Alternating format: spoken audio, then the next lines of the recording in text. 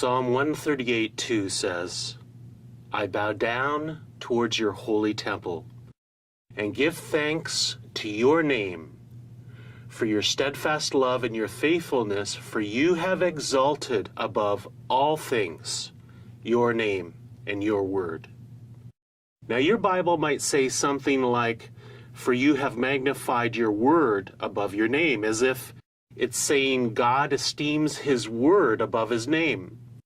But the translation of these two noun clauses, your name and your word, is really quite simple, as they hold equal value within the ancient Hebrew text. In other words, God has exalted his name with identical strength, with the same sense of importance as his word, which he has used to create and sustain everything, and by which is the very means of our salvation.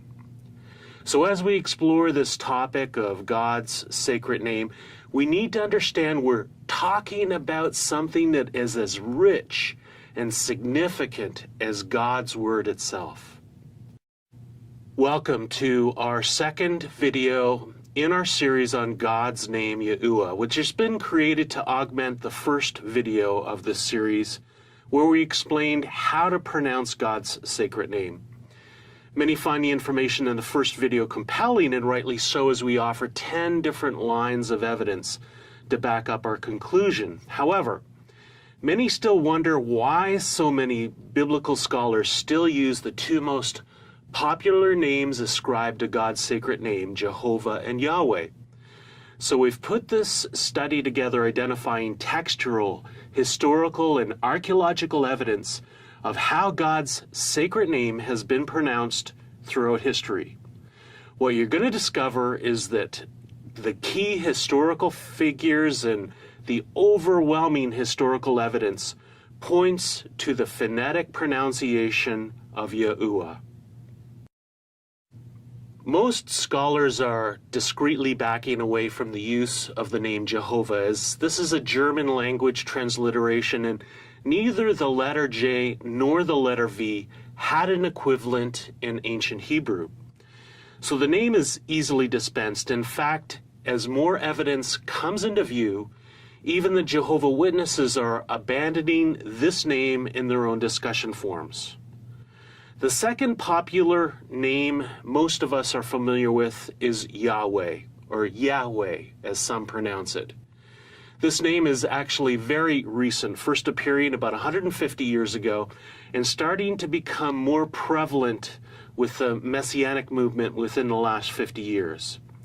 Yet it's how this name Yahweh was derived and why scholars are still so dedicated to it that makes the use of this word such a fascinating story. To lay out our case that God's sacred name is correctly pronounced as Yahuwah, we're going to break down what we've learned through archaeological discoveries, ancient texts, and records of how scholars used the Tetragrammaton through history into 3 time periods.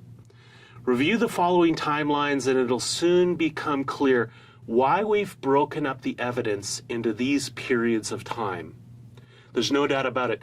This is a real-life Indiana Jones adventure, and what lies at the end of the treasure map is a pearl of great worth, the key of David to the kingdom of Yah.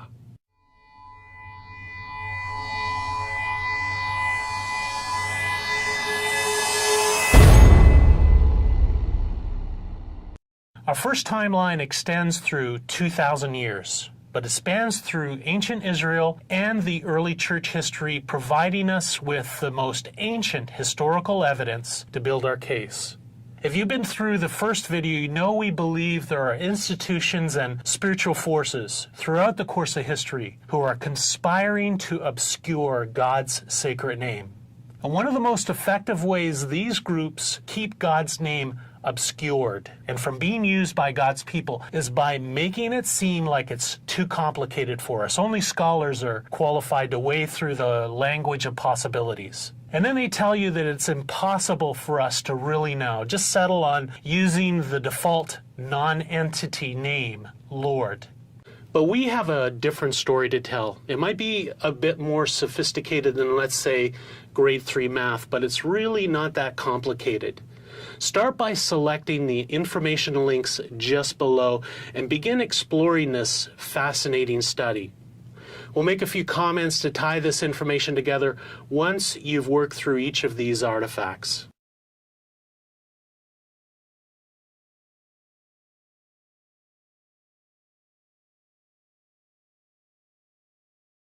Our first artifact is located in Soleb, a town on the west side of the Nile River in today's central Sudan.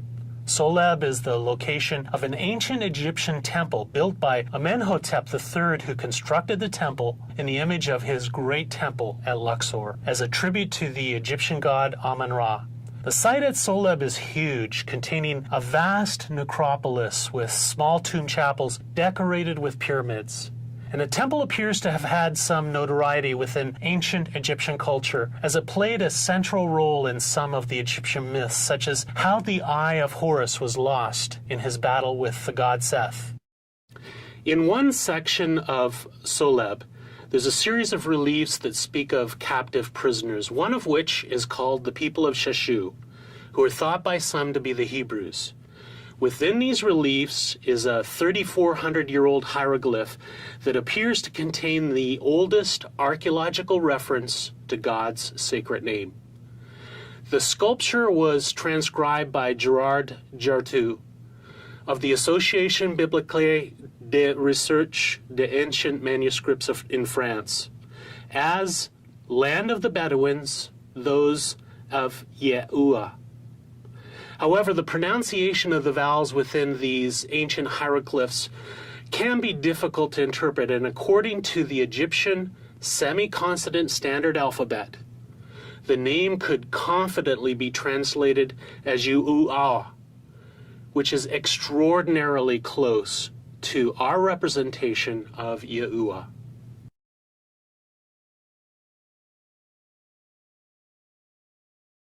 The 2-meter-high black obelisk of Salmanizer III was found in the palace at Nimrud and depicts 5 different subdued kings who are pictured as bringing tribute and prostrating themselves before the Assyrian king.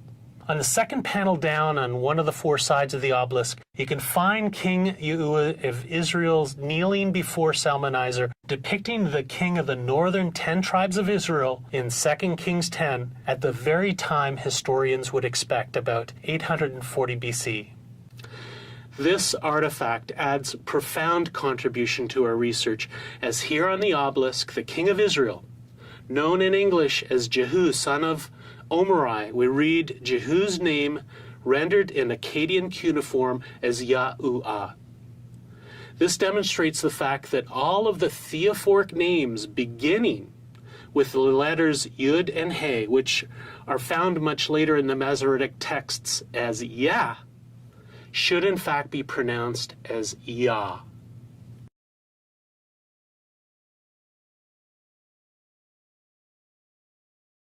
The Mauritius documents represent approximately 900 tablets that were discovered in 1893 by John Henry Hayes in southern ancient Babylonia.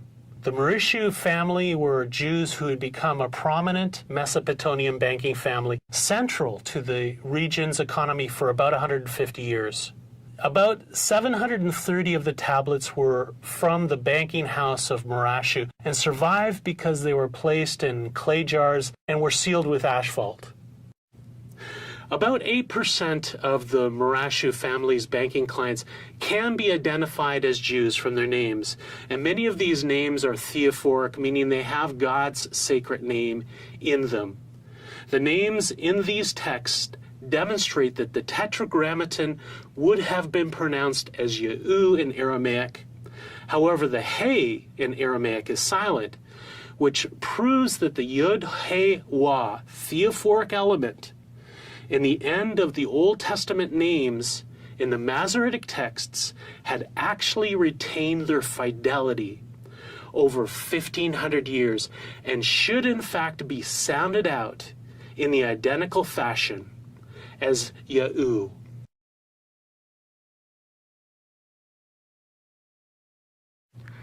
In 607 BC, the Babylonians razed the city of Jerusalem to the ground, and many Jews who were not captured fled to Egypt. In 2 Kings 25:26 we read, "Then all of the people, both small and great, and the captains of the forces arose and went to Egypt, for they were afraid of the Babylonians."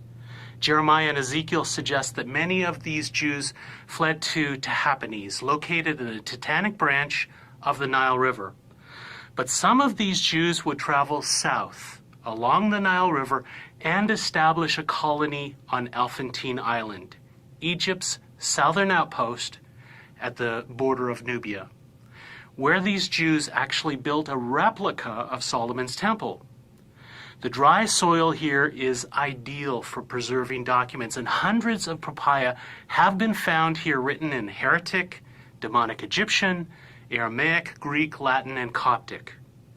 Among these, a number of letters from this Elephantine Jewish community recorded in Aramaic have survived, including a letter with instructions regarding the observance of Passover, but most of their letters centered around requests to rebuild their temple. The chief priest of a temple dedicated to the Egyptian god Khnum on this same island had troops come and destroy the Jews' temple. So Yedaniah, a Jewish leader of the colony, petitioned the Persian governor of Judah for permission to rebuild. The Egyptian god Khnum was always fashioned in the form of a ram, so these Egyptians may have been just a little bit miffed that the Jews claimed their god was the only true God, and they actually sacrificed sheep to him in their temple.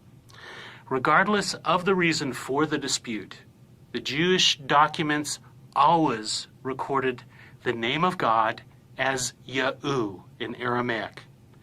In one passage of the petition, they wrote, "Let a letter be sent from you to them concerning the temple of the god Yahu, to construct it in the fortress of Yeb. And you will have honor before Yahu, the God of the heavens."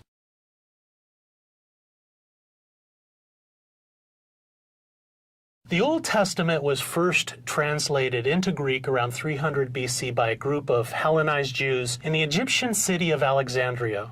This Greek translation of the Old Testament is referred to as the Septuagint and is still used today for translation and textual criticism.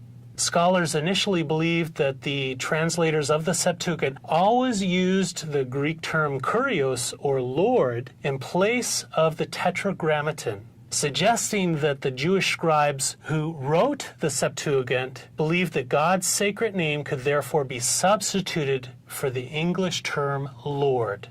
However, as earlier versions of the Septuagint started to be found, it became apparent that these earliest versions retained all of the references to God's sacred name in ancient Hebrew letters. The examples of the Septuagint with God's sacred name rendered as kurios were produced later than 300 AD. There are also some copies of the Septuagint in which the Tetragrammaton is rendered with the Greek letters iota, alpha, and omega. As a genuine effort to transliterate the Tetragrammaton, this would mean that these scribes would have pronounced God's sacred name as Ehu or Yahu, exactly as the Assyrian and Babylonian evidence demonstrate.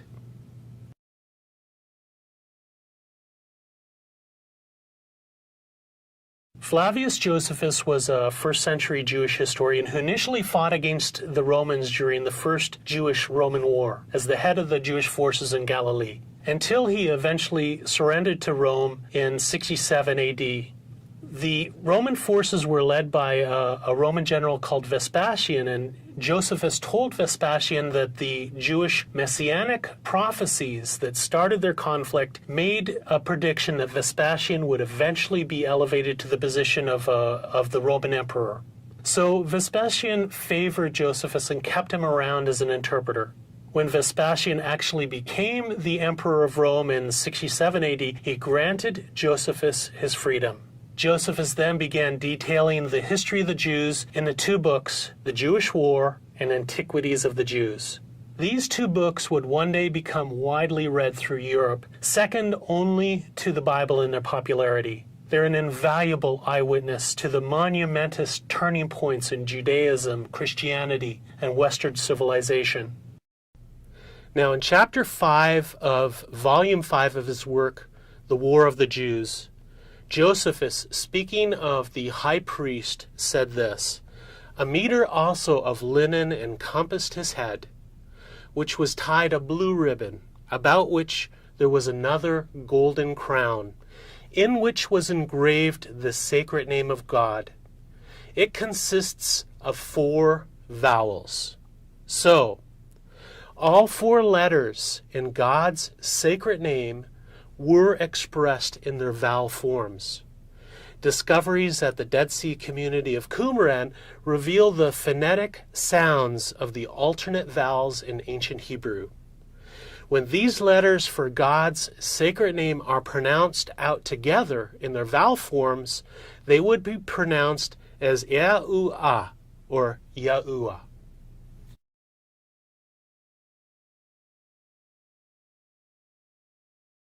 Clement of Alexandria was a Christian theologian who taught at the Catechetical School of Alexandria in Egypt around 200 AD. Clement was Origen's predecessor at the Catechetical School of Alexandria, and Origen profoundly influenced Augustine, so Clement and his Hellenistic philosophy definitely made its mark on the early church. Most theologians who prefer to pronounce the Tetragrammaton as Yahweh point back to Clement, who supposedly rendered the Tetragrammaton in Greek as Yahuwah, which we would pronounce in English as Yahuwah or Yahweh. However, this is a mistake. The only surviving manuscript of Clement's Stromata where he spells out the Tetragrammaton in Greek is in Codex L, and here we find the original spelling is actually Yahu, exactly as the Assyrian, Babylonian, and Septuagint evidence referenced earlier would suggest.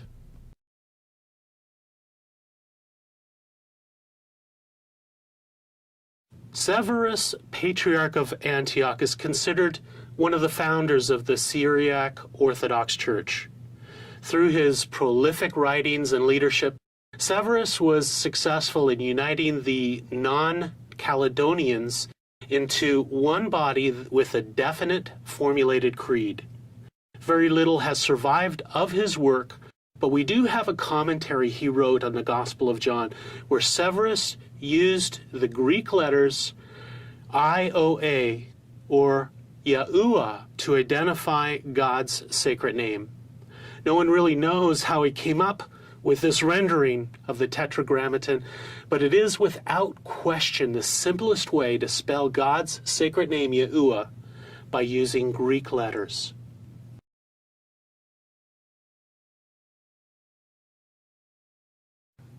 We've cited archaeological examples of the divine name written out in ancient Egyptian hieroglyphics, Akkadian cuneiform, Babylonian cuneiform, Aramaic, Koine Greek, and Hebrew, all of which point to the phonetic sounding of God's sacred name as Yahuwah or Yahu. Aramaic had no way of replicating the final He or H sound, so the Marashu and Elephantine communities rendered the Tetragrammaton as Yahu, which then appears to be emulated by early Greek examples in the Septuagint and Clement of Alexandria.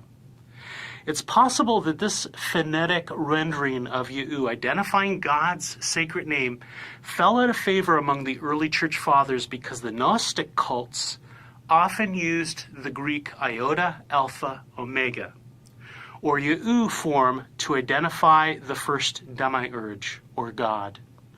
However, if you buy into Carl B. Smith's thesis, found in his book, No Longer Jews, that early Gnostics were all just disenfranchised Jews who turned to mysticism after being expelled from their homeland by the Romans, in much the same way that many of the Western secular Jews became immersed in the New Age after the Jewish Holocaust, the plethora of Gnostic literature, which uses Ye'u, to identify God, actually adds another layer of evidence, confirming that the first three letters of the Tetragrammaton should be sounded out as Ye'u.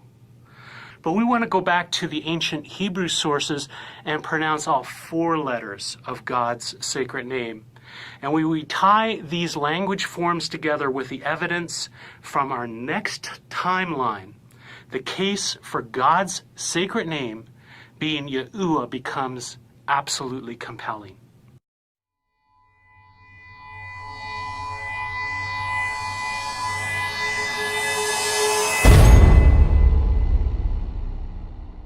Our next timeline spans 1,000 years and takes us through the history of medieval Europe.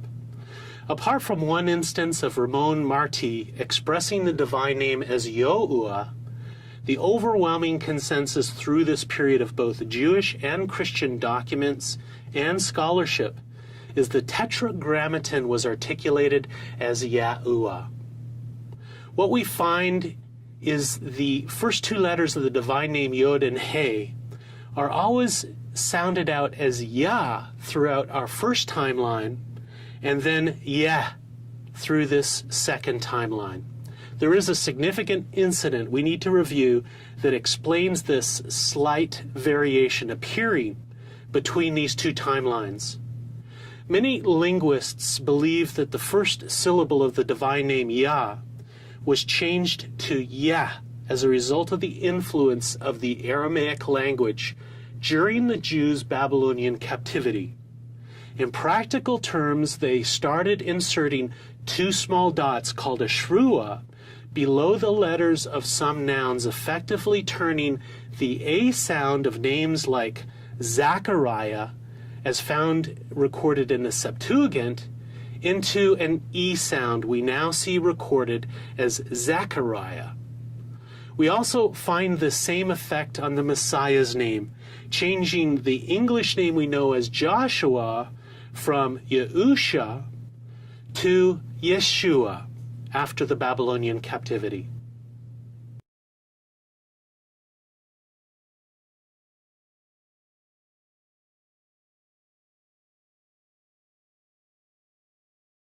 There's a large period of time where there are very few examples of Hebrew texts.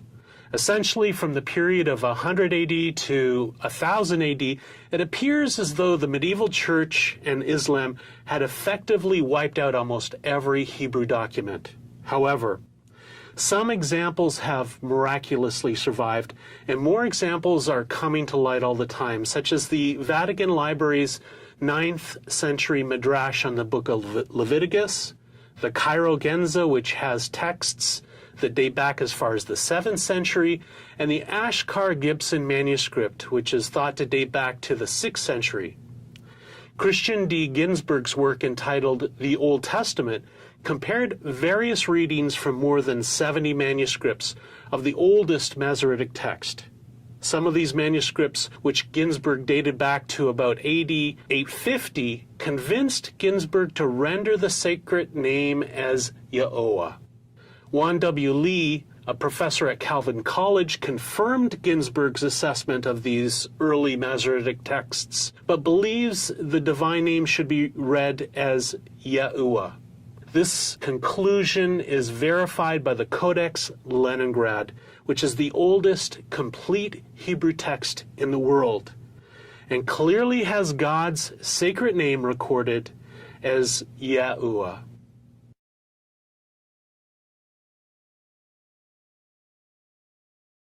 The Afghan Genza documents, which date back to the 11th century AD, were found in Afghanistan's Samanjin province, providing the first physical evidence of Jewish life that thrived there 1,000 years ago. The paper manuscripts preserved over the centuries by the dry, shady conditions of the caves they were found in is the greatest medieval archive found since the Cairo Genza was discovered in an Egyptian synagogue more than 100 years ago. The collection gives us an unprecedented look into the lives of Jews in ancient Persia in the 11th century, most likely belonging to Jewish merchants who traded with travelers along the Silk Road running across Central Asia. The documents were written in Hebrew, Judeo-Arabic, Judeo-Persian, and Muslim Arabic. And it's through this variety of written forms that makes these documents so important as we continue to uncover evidence for the way that God's sacred name was used by Jews 1,000 years ago. The verdict isn't quite in yet, but I would wager that God's sacred name will be recorded as Yahuwah, as found in all of the other post-Babylonian Hebrew documents. This is really an exciting development we're going to have to keep our eye on.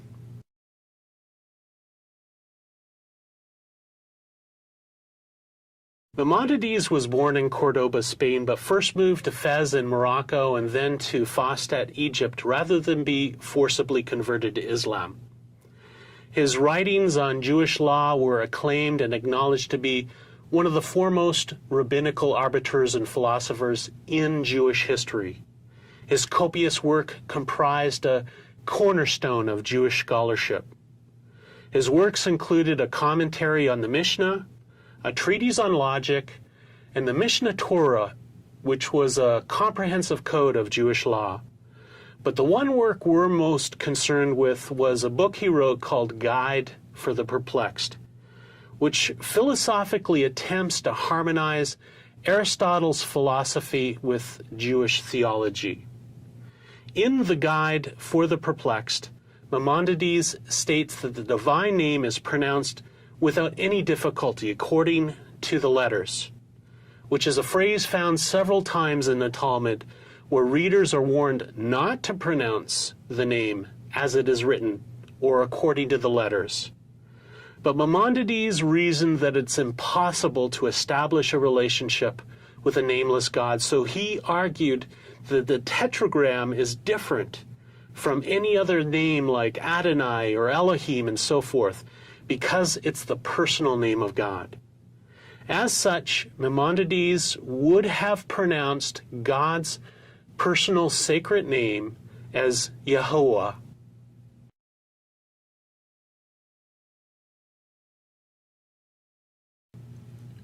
Joachim of Fior was the founder of a monastic order of San Giovanni, whose followers are called Joachimites. He's a theologian and mystic who applied himself entirely to the study of the Bible with a special view to uncovering the mystical meaning concealed within scriptures. His popularity was enormous in his time, some sources even suggesting that Richard the Lionhearted requested to meet with Joachim to discuss the book of Revelation before leaving for the Third Crusade. His famous Trinitarian diagram of interlaced circles identifying the Tetragrammaton eventually led to the use of the Bromian rings as a standard symbol of the Trinity. These I-E-U-E letters in this famous illustration would be pronounced as Yahuwah.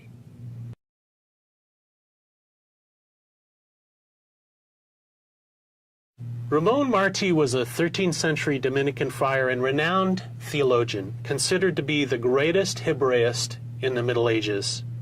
Martí was widely read in Hebrew literature, quoting not only from Talmudic and Midrashic works, but from Rashi, Abraham ibn Ezra, and Maimonides.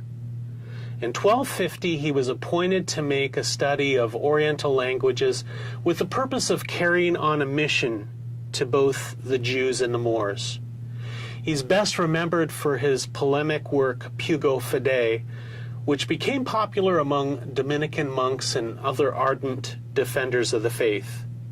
In this 1278 Latin work, Pugo Fidei, or Dagger of Faith, Ramon used the spelling Yahuwah for the Tetragrammaton, which is where most scholars believe the name Jehovah finds its origin.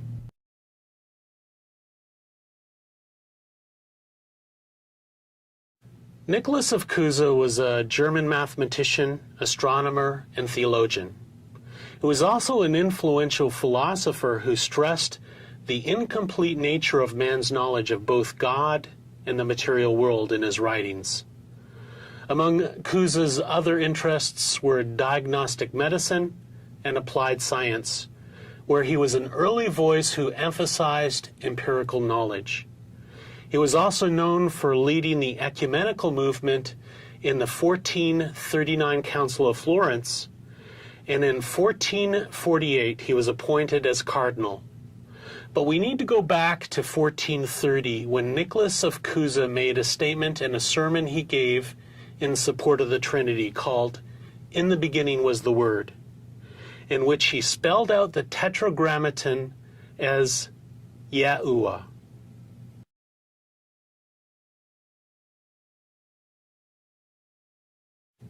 There are a few variations within this medieval time period, but the consensus suggests God's sacred name was pronounced as Yahuwah. We've already pointed out the reason for this discrepancy from our first timeline, suggesting that the Hebrew language had been influenced by the Aramaic language during the Babylonian captivity, and changed the theophoric names beginning with the letter Yod, making its Yah sound into a Yeh sound. Other than this one variant, we have found a significant fidelity in the pronunciation of God's sacred name for a time period of almost 2,500 years. However, there is a significant event that happened during the medieval period that would bring immeasurable confusion to the future pronunciation of God's sacred name. Rabbinic scribes started to change the vowel points in the Tetragrammaton throughout the Masoretic text, varying the pronunciation of the name and even replacing it hundreds of times with the term Adonai.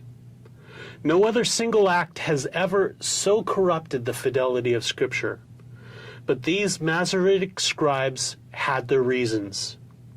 They really just didn't want us to know how to pronounce the divine name.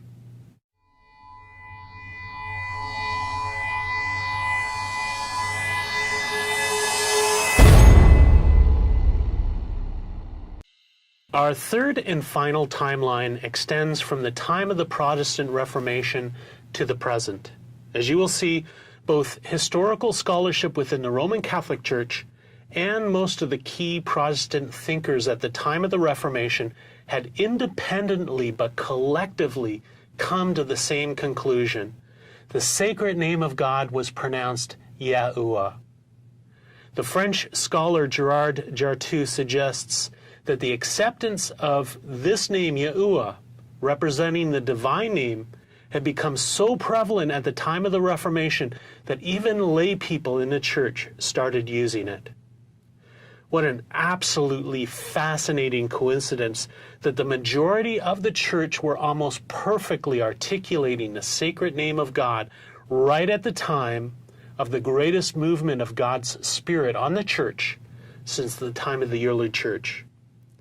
However, this soon changed after Gilbert Genabard's work, De Sancto Trinitate, and God's sacred name became lost once again in a sea of ambiguity and misinformation.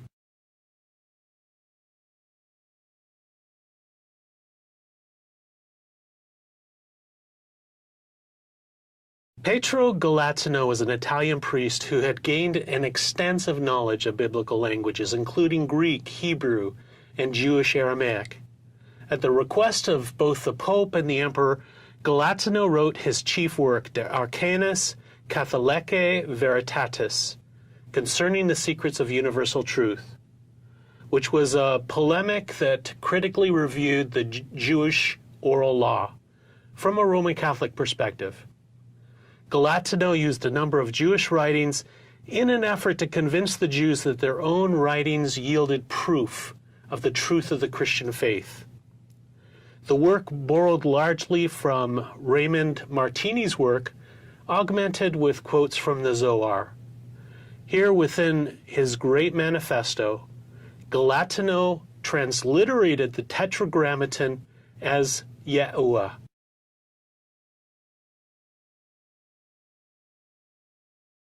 William Tyndale's intellect could have taken him far in the ranks of the Roman Catholic Church if he hadn't been so determined to teach the people of England the message of our justification by faith. He was so fluent in 8 different languages that it was said that you would think that any one of them was his native tongue. Tyndale's translation was the first English Bible to draw directly from the Hebrew and Greek texts, and the first English translation to take advantage of the printing press. However, the earlier spread of Wycliffe's English Bible resulted in a death sentence for any unlicensed possession of Scripture in English. So in 1535, Tyndale was arrested and jailed in the castle of Vilvoorde, just outside of Brussels. Then in 1536, he was convicted of heresy and executed by strangulation, after which point his body was burnt at the stake, becoming one of the most prominent figures martyred in the Protestant Reformation. In his published English translation of the first 5 books of the Bible in 1530, he spelled out the divine name of God as Yahuwah.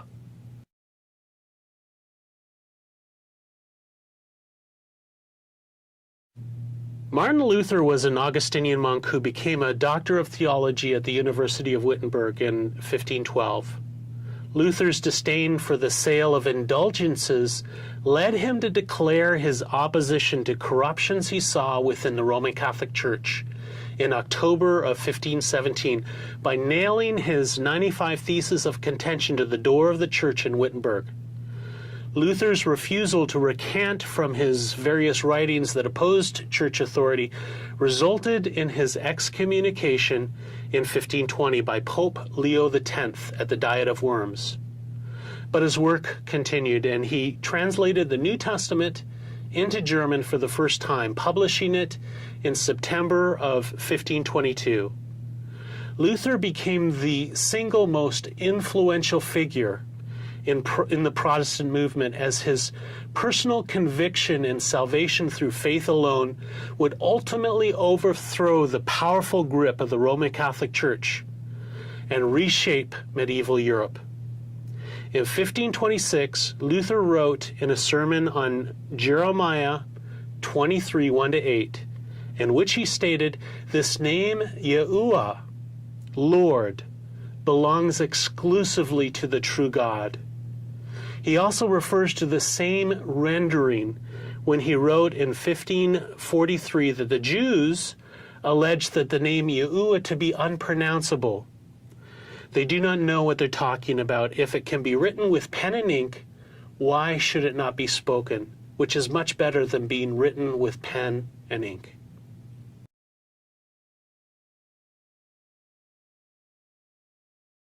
John Calvin was a French theologian known to engineer the theological system known as Calvinism.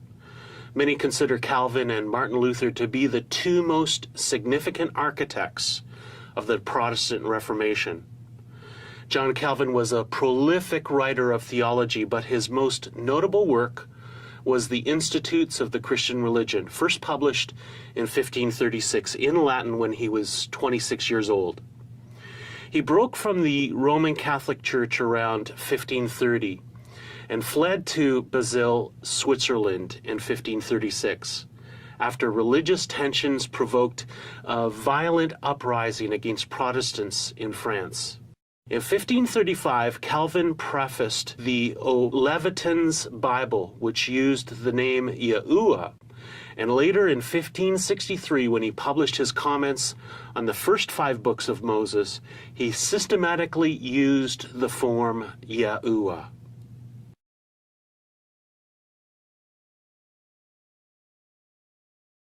Gilbert Genabard became professor of Hebrew and exegesis at College Royal in France from 1562. He was one of the most learned professors at the university, and through his numerous exegetical works became famous throughout Europe. Among his students at the College Royal was St. Francis de Sales, who considered it an honor to have Genabard as his professor. Among Genabard's works is a commentary on Psalms, which is still considered to be one of the best ever, and still can be accessed online through the Jewish Virtual Library. It was, however, his work De Sancta Trinitate, in which Genebard had his greatest impact on the way we pronounce the divine name. In this work, he was highly critical of those who had rendered the divine name as Yahuwah, referencing the writer Varro, who claimed that the Jews worshipped the Roman god Jupiter, pronounced as Yahweh in Latin. So Genebard considered the use of the name Yahuwah as a return to paganism. His real impact came when he pointed out that because God identified himself by the expression I am in Exodus 3:14, which is Ayah in Hebrew, that according to the linguistic laws of biblical Hebrew, the sacred name was actually the future tense form of the same word, rendering the divine name as Yaheh.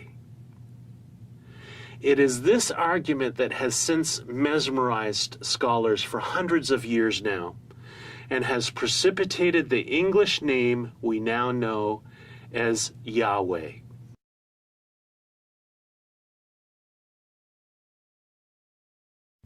Genebard's argument that God's sacred name is simply the result of parsing the Hebrew verb ayah, or I am, is compelling, and has made today's biblical languages academia convinced that Yahweh is the best rendering of the divine name. They might joke about Genebard's suggestion that the Jews ever worshiped the Roman god Jupiter, which is ridiculous, but his grammatical construct appeared to be solid. It seemed solid, that is, until we started learning more about ancient Hebrew, the actual language the Old Testament was recorded in. Genebard's grammatical construct works within the language rules of biblical Hebrew, which comes from Aramaic, but it doesn't function in ancient Hebrew. There isn't a future tense in ancient Hebrew. In fact, there is no reference anywhere in existence in biblical Hebrew or ancient Hebrew for a verb spelled Yod-He, Wah-He. It's a conceptual fabrication constructed according to the rules of the Masoretic vowel system, developed just over 1,000 years ago. The credentials of Genebard and his nifty little grammatical construct led to today's biblical language academia on a theoretical goose chase. The Tetragrammaton has never been pronounced with a long A at the end, as we find in Yahweh, not in 3,000 or 3,500 years of evidence. Reviewing all three of our timelines together, we find a clear and compelling message of how we should be pronouncing God's sacred name. In a first timeline, we reviewed Egyptian, Assyrian, Babylonian, Greek, and of course Hebrew evidence that renders the divine name as Yahuwah or Yahu. At the very least, this first timeline nails down the pronunciation of the first three letters of the divine name. As we have reviewed, the influence of the Aramaic language during the Jews' Babylonian captivity changed all the theophoric names in Scripture from Yah to Yeh. So it affected our second timeline to where the consensus from our second time period would have us pronounce the divine name as Yahuwah. What we have as a takeaway from this second timeline is the abundant testimony that defines for us how we should pronounce the last letter He in the divine name, which is always spoken as a short A or an Ah sound, and not the long A sound we hear in Yahweh. It's in this third timeline that we find the Protestant reformers heralding God's name almost perfectly as Yahuwah, and revival swept across Europe. Genebard may have temporarily confused the matter, but the Spirit of God is quickening the minds of men around the world to this vital key of God's kingdom. God's people will once more cry out His true name, Yahuwah.